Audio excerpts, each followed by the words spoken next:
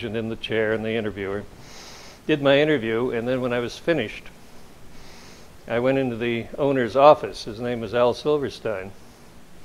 And he had this huge office filled with all these autographed books.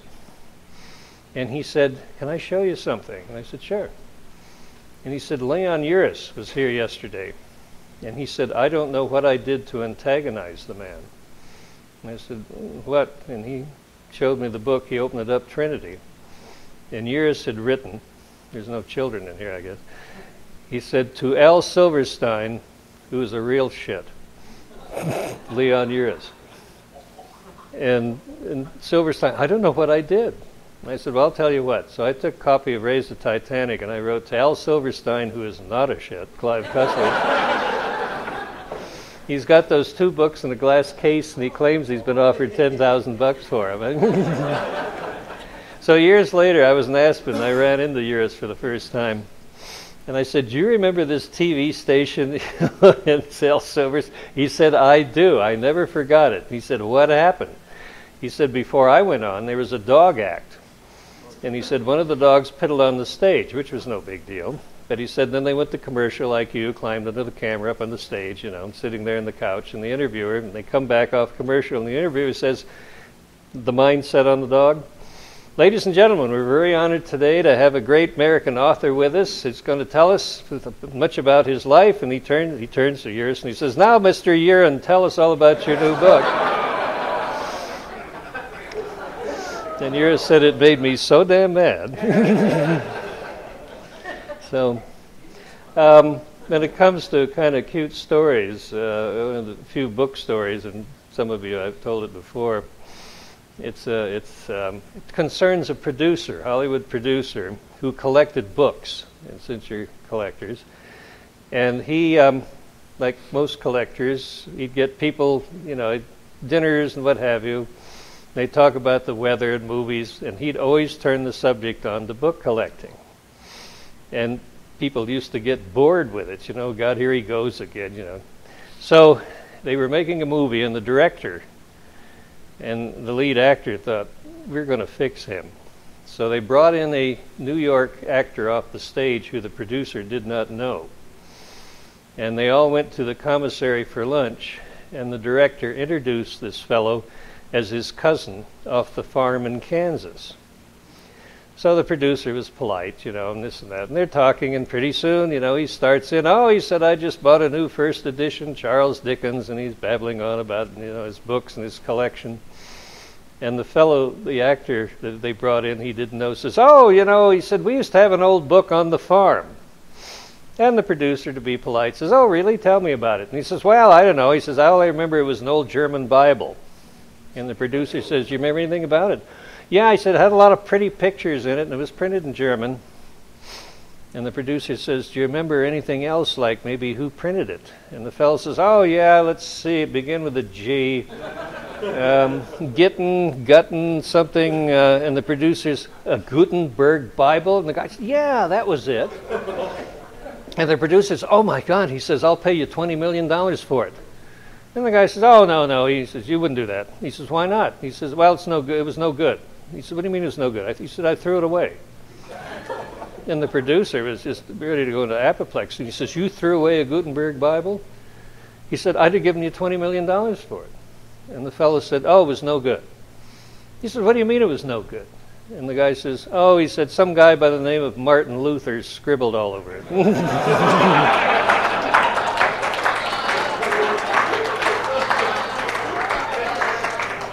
So, cute story about book collecting. So anyway, I don't know what there is. People know me. I know I never realized when I started into this how many people I would reach out and touch. I had no idea, and I'm always just thrown by. I get letters from people young people who were in prison for one thing or another, and they said Dirk Pitt became my hero. And when I came out, I went to school, got married, have kids, and even women. I think 50% of my readership are women. And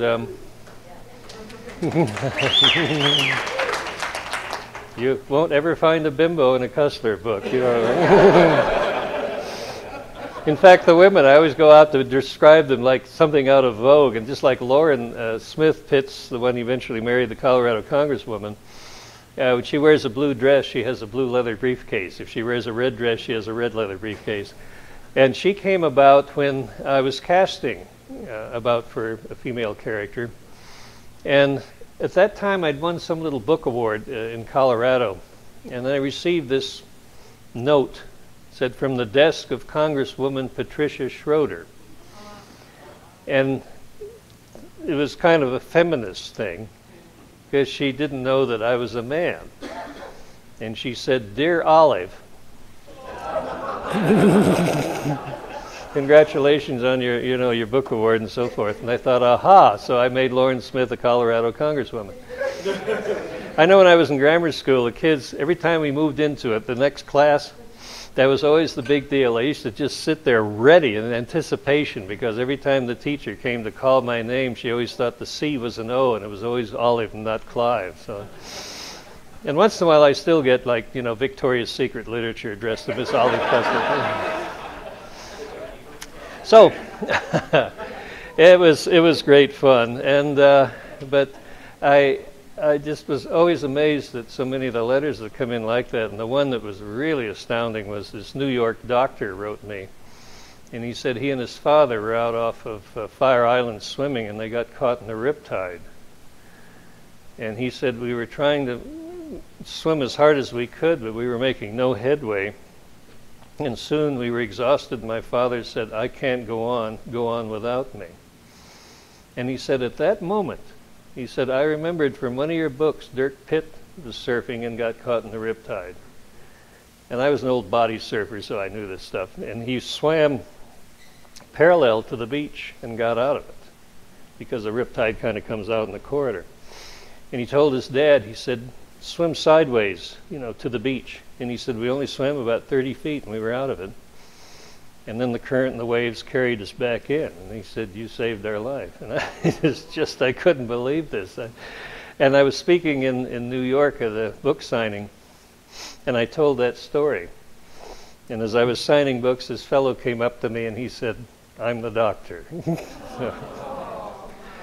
So it was kind of fun. I'm really lucky to be here, because my father came over from Germany in 1925.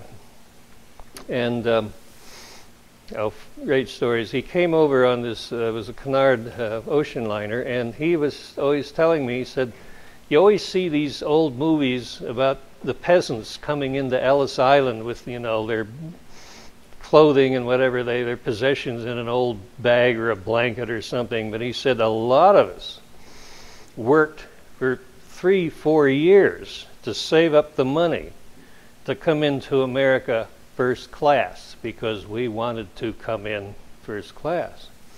So he did that. He saved up his money for years, came first class.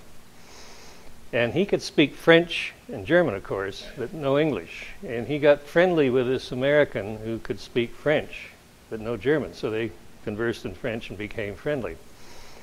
And Dad told him, he said, "There's this little English girl I'd like to kind of cozy up to. Can you teach me some nice romantic English terms?" So the fellow said, "Sure." And he wrote out these nifty little things.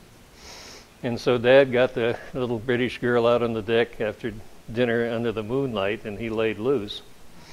And of course she about slapped him in the face and told him to go to hell, and stormed off, because this fellow had taught him all these nasty things. Now this was many years ago, way before, later on when you had happened. The Dad used to say, he says, "I never forgot that son of a bitch," and he'd go on about it, and he'd say, and he had this stupid name. He said he called himself Black Jack Bouvier. Jackie's father. So he didn't like Jackie's father. Anyway, Dad came in the boat when they reached New York. His sister had come over and married a fellow that had a farm in Illinois. And he'd purchased Dad or gave it a $500 bond to come in. And usually if you came in first or second class, you went right to New York, took the train wherever you were going.